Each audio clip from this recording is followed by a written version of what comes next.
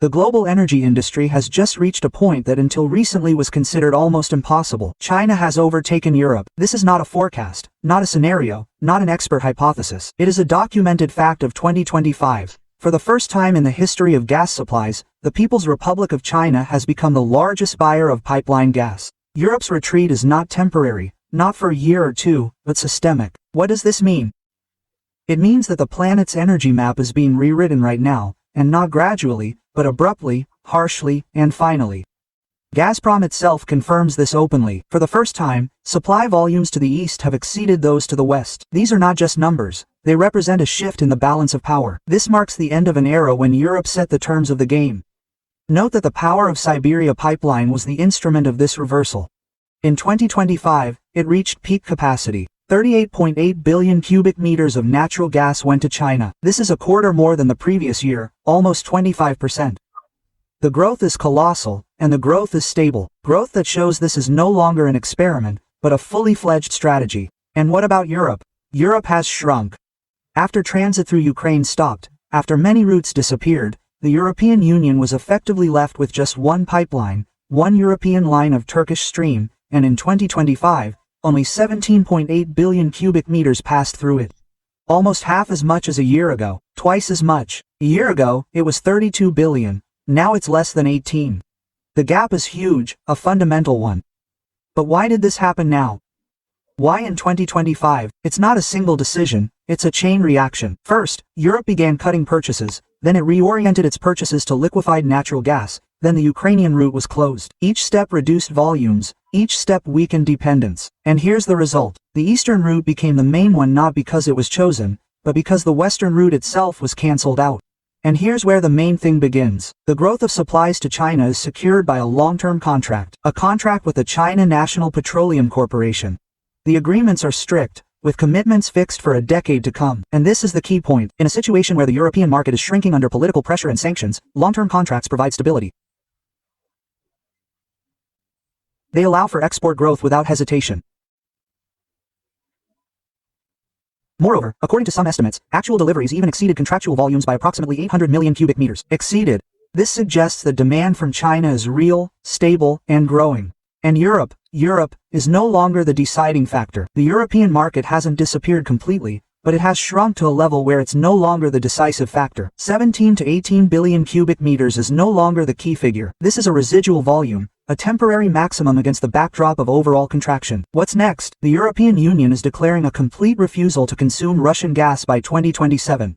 By 2027, this means that current volumes could become the final benchmark. After that, zero, or almost zero. Europe is voluntarily exiting the game. It's closing the door itself, and that explains a lot. Against this backdrop, the importance of other destinations is growing. Central Asia, the Caucasus, Kazakhstan, Uzbekistan, and Kyrgyzstan. Deliveries there increased by over 22%, while deliveries to Georgia increased by 40%.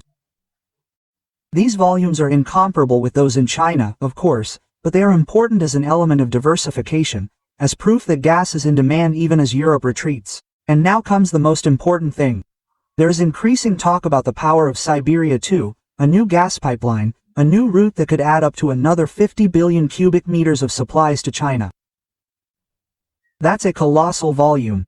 It's almost double the current figures. The project hasn't been implemented yet, negotiations are ongoing, deadlines are tight, but the very fact that this option is being seriously discussed shows the direction of movement, because there aren't many available routes for rerouting gas. Europe is closing, LNG isn't completely replacing pipeline volumes, and Asian markets are growing, albeit slowly. But China represents huge, stable, long-term demand, and it is China that determines the future. Please note, this isn't just a change of buyer, it's a shift in the entire logic. For decades, gas exports were oriented toward the West, toward Europe. European prices determine profitability, European volumes determine strategy, European contracts determine planning. And now everything has changed. The East is no longer a backup option. It has become the main direction, the core, the center of gravity. And this isn't a temporary phenomenon, it's not a temporary surge in momentum. It's a structural shift that will shape energy policy for years to come, because Europe itself chose this path. It itself decided to leave. It itself declared its complete refusal. And now others are filling the void. China, Central Asia, Transcaucasia. New routes, new contracts, new balances. What does this mean for global energy? It means that the era of European dominance is over once and for all. Europe is no longer the main player in the gas market. It no longer sets the rules. It no longer sets prices. It has become one of the buyers. Not the largest, not the most important, simply one.